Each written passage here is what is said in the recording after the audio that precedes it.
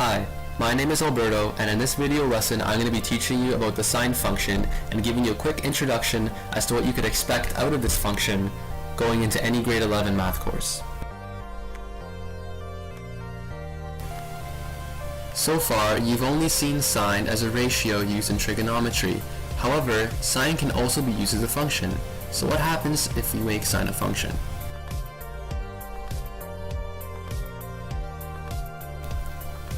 So let's let fx equal sine x, and we come up with this graph. This looks a bit confusing, but let's try and dig deeper to truly understand what this means. So to try and understand this, let's break it down. So we start off with the unit circle. We're all familiar with the unit circle, so we can go off of this. We know that sine is a vertical measure of the x's terminal arms in the circle, so if we unwrap the circle, it actually creates the sine function. So if you think about it like this, one full rotation in the circle would be one up and down in the sine graph, starting at 0 and ending at 2 pi. 2 pi equals one full rotation, and we'll get more into that after when we talk about the period.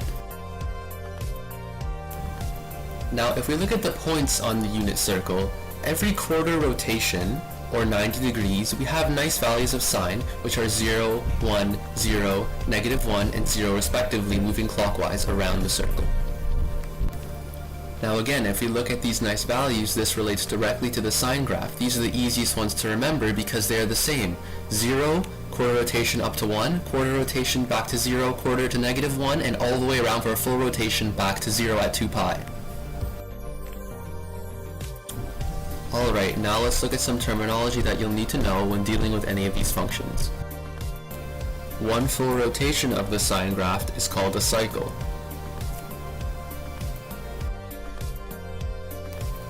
The length of a cycle, or full rotation, is called a period. Since we can rotate around the circle endlessly, this means that the wave behavior on sine can also repeat endlessly. Now let's look at some examples. In this case, we will be looking at fx equals sine x, the most generic one.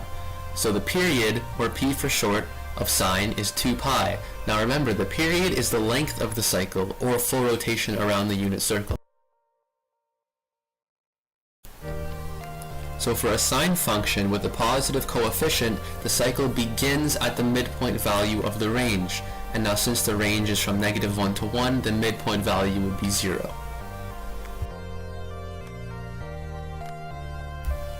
Now in terms of domain and range, the range is obviously limited between 1 and -1, however the domain is not because it goes on forever. Now, the equation of axis. This is the horizontal line that passes through the midpoint of the range. In this case, for f at x equals sine x, this is 0, because 0 is in between 1 and -1 in the range. However, this is not true for all sine functions. Now the amplitude is the length from the equation of axis to either the maximum or minimum. This is always a positive value. So basically, it is the length from the equation of axis to the highest or lowest bump on the sine graph. In this case, it goes up to 1 or down to -1, so the amplitude would be 1. So in conclusion, the sine function has a wave-like behavior. One rotation in the graph is called a cycle, and there are endless cycles in a sine function. The length of the cycle, again, is a period. In the case of this function, the period is 2 pi. The amplitude is the value of the highest point the sine graph reaches. This can either be the maximum or the minimum, but remember that the amplitude has to be a positive value. And that's the intro to the sine graph. Thanks for watching.